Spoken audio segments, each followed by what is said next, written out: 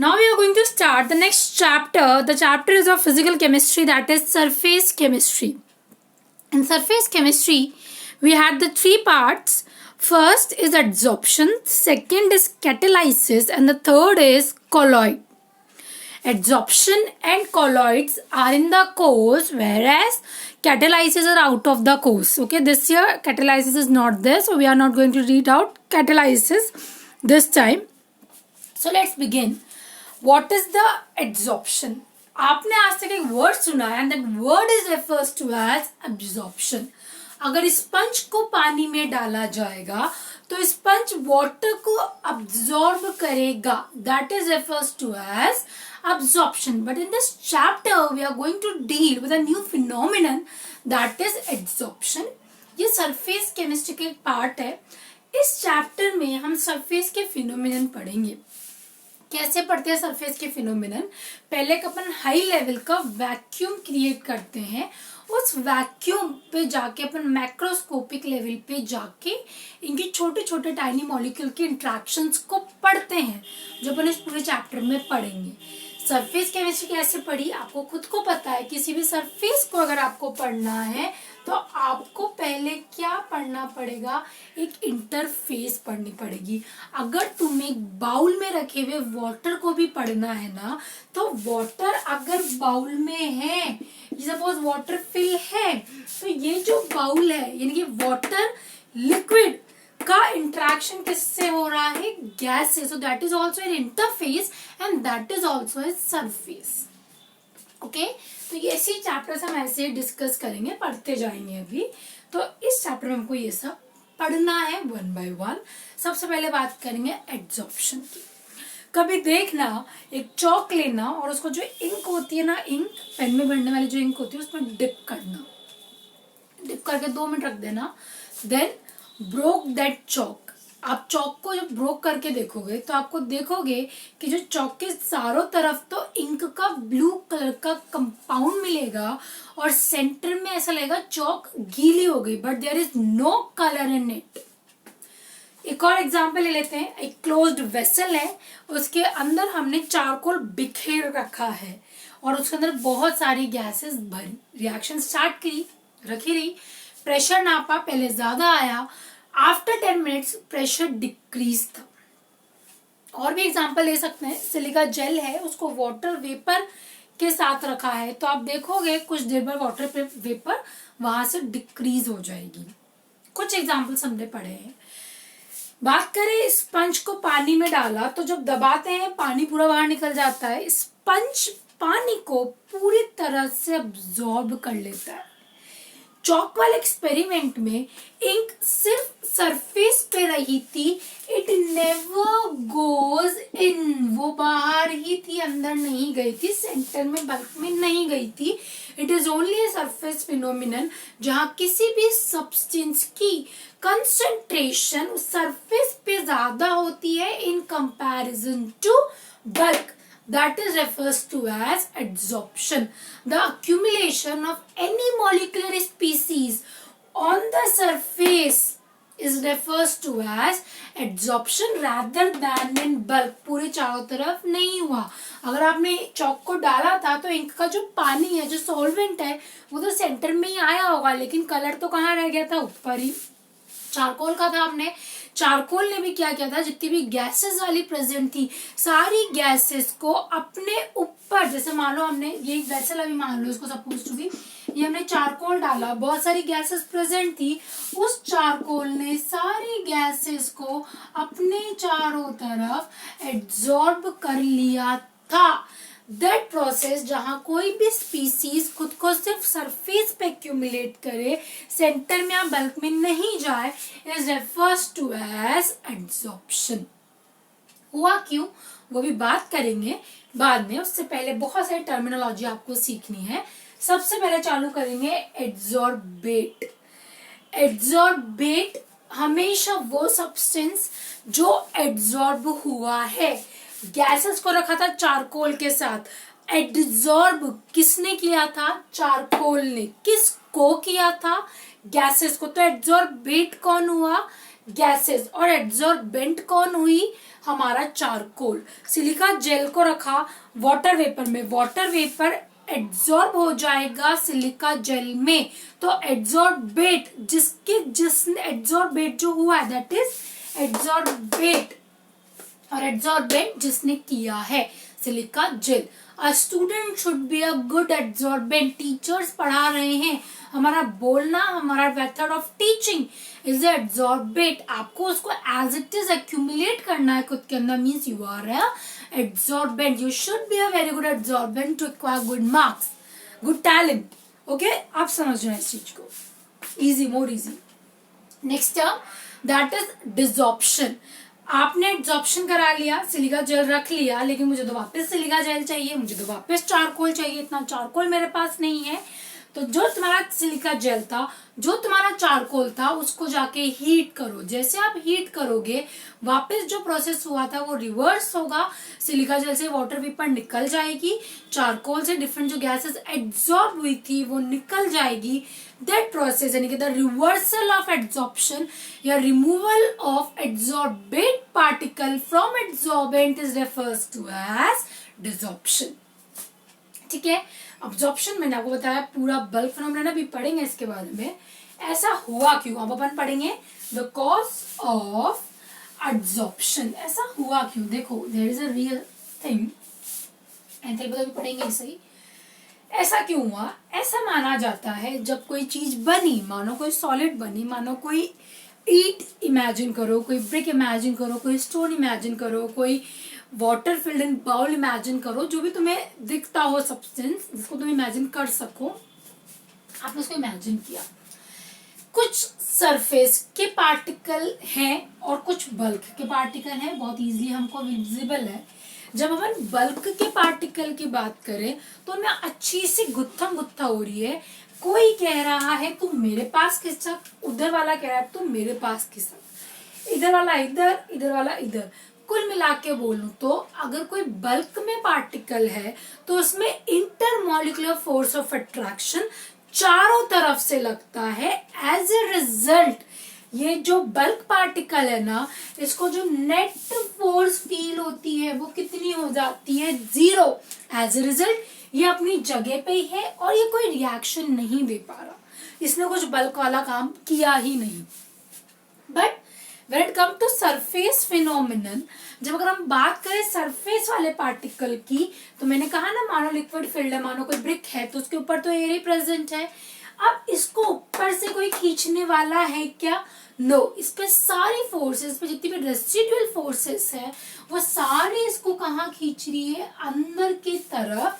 As a result it experience a net force towards inside the matter जहां वो present है, तो इसने एक्सपीरियंस किया। अब मानो ये चारकोल है और हमने गैसेस इसके अंदर फिल कर रखी है, इसको लोग अंदर खींच रहे, तो इसके पास एक टेंडेंसी है कि कोई इसके ऊपर है तो ये उसको भी अपने अंदर खींच सकता है। यही फिनोमिनन एक्चुअली एड्सॉर्प्शन है कि कोई भी पार्टिकल है वो सीधा यहाँ पर क्या हो गया, एड्सॉर्ब हो गया due to presence of residual forces on the surface molecule rather than on the bulk molecule. ठीक है, यही प्रोसेस कौन सा कहलाता है, एड्सॉर्प्शन। अब एक question, what is the difference between main adsorption and absorption, तो बात कर लेते हैं। मैंने बताया, बिल्कुल आप एक एग्जांपल को दिमाग में रखना, उससे सारी प्रॉब्लम सॉर्ट आउट हो जाएगी। दो हमने क्लोज कंटेनर लिए हैं, उधर वाले में हमने एनहाइड्रस कैल्शियम क्लोराइड डाला है और वाटर वेपर प्रेजेंट है। इधर वाले कंटेनर में हमने सिलिका जेल डाला है, सिलिका जेल आप सबका देखा हुआ भी बता रही हूँ, और उसमें हमने वाटर वेपर डाला है।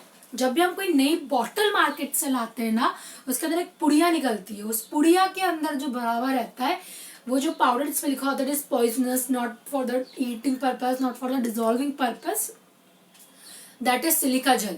ठीक है, अगर उसी पुड़िया को आप किसी भी ऐसी बॉटल जिसमें बहुत स्मेल आ रही है उसमें रख दो, ड्राई होनी चाहिए, पूरी तरह ड्राई तो नहीं होती क्योंकि इसमें वेपर प्रेजेंट होती है, तो वो देखोगे आप स्मेल 2 दिन में पूरी तरह डिमोलिश हो जाएगी, वहां से गायब हो जाएगी। फिर वापस जो पुड़िया है उसको धूप में रख दो, वापस डिसॉर्प्शन हो जाएगा।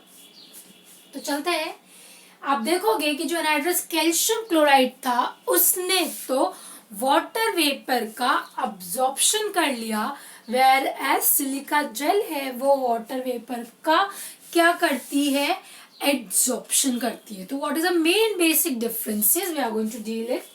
Adsorption is always a surface phenomenon, whereas absorption is always a bulk phenomenon. पूरी सरफेस पे होगा। चौक को पानी में डालो, पूरी चौक गीली हो जाती है। चौक को हमने इंक में डाला, सिर्फ बाहर की सरफेस।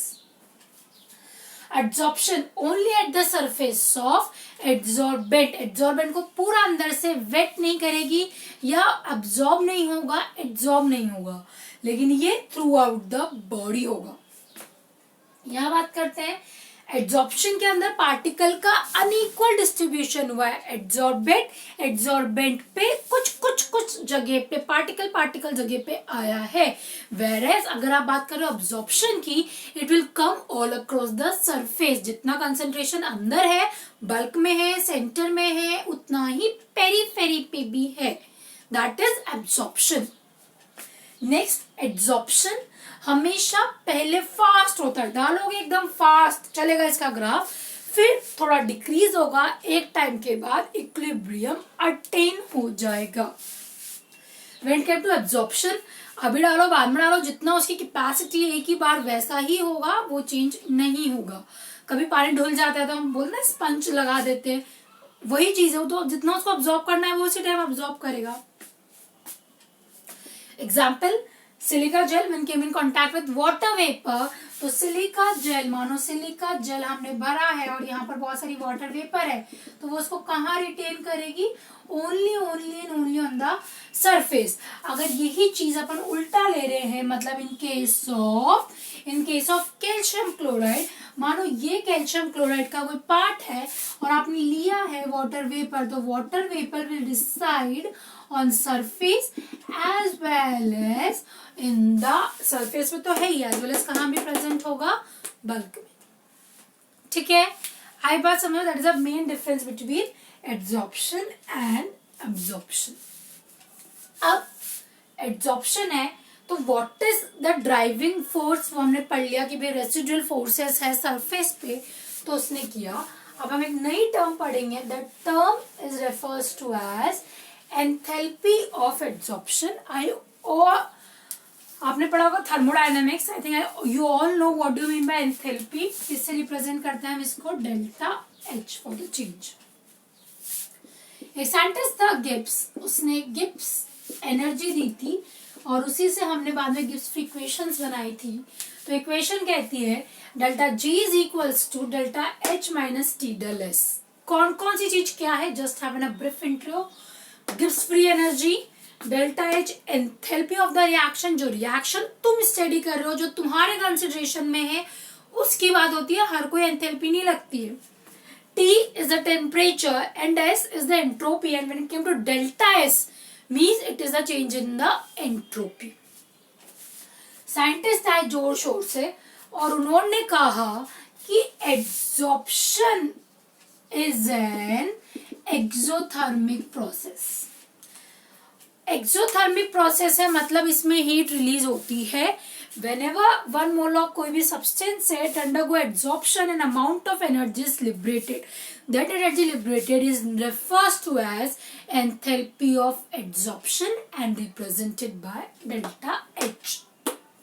अगर absorption की है तो आपने पढ़ा होगा ना, ADS लग जाएगा इसके आगे, 11th में आपने पढ़ा होगा। तो इज एन एक्सोथर्मिक रिएक्शन, ये भी आपने पढ़ रखा होगा। डेल्टा एच का साइन अगर एक्सोथर्मिक है तो माइनस आता है, if the process is endothermic then delta H should be negative, क्योंकि यहाँ एक्सोथर्मिक है तो भैया डेल्टा एच तो पक्की बात है क्या आ गया, नेगेटिव। तुम टेम्परेचर को चेंज नहीं कर सकते भाई, तुम अभी ही तो करा रहे हो रिएक्शन, तो वहां हमने भी कोई साइन डाला नहीं है। अब बात करते हैं एंट्रोपी। जब भी दिमाग में एंट्रोपी वर्ड आए, always tabulate when entropy is there is something known as randomness। System में क्या इतनी रैंडमनेस है, वो उसकी एंट्रोपी है। मान के चलो कोई वेसल था जिसके अंदर चारकोल भरा हुआ था और ऑक्सीजन, नाइट्रोजन, क्लोरीन ऐसी बहुत सारी गैस फिल थी। इस सिस्टम की एंट्रोपी कुछ है, suppose to be x। After absorption, ये जो चारकोल है ना, इसने गैसेस को एब्जॉर्ब कर लिया, इसकी एंट्रोपी है y। तुम मुझसे ज्यादा जानते हो कि रैंडमनेस यहां ज्यादा थी, यहां रैंडमनेस कम हो गई। Before the reaction entropy of the system is more and after the reaction, क्योंकि सारे मॉलिक्यूल कंबाइन हो गए या सारे मॉलिक्यूल एब्जॉर्ब हो गए, सिस्टम की रैंडमनेस वो उतना नहीं डिस्ट्रीब्यूट रहा जितना वो पहले था।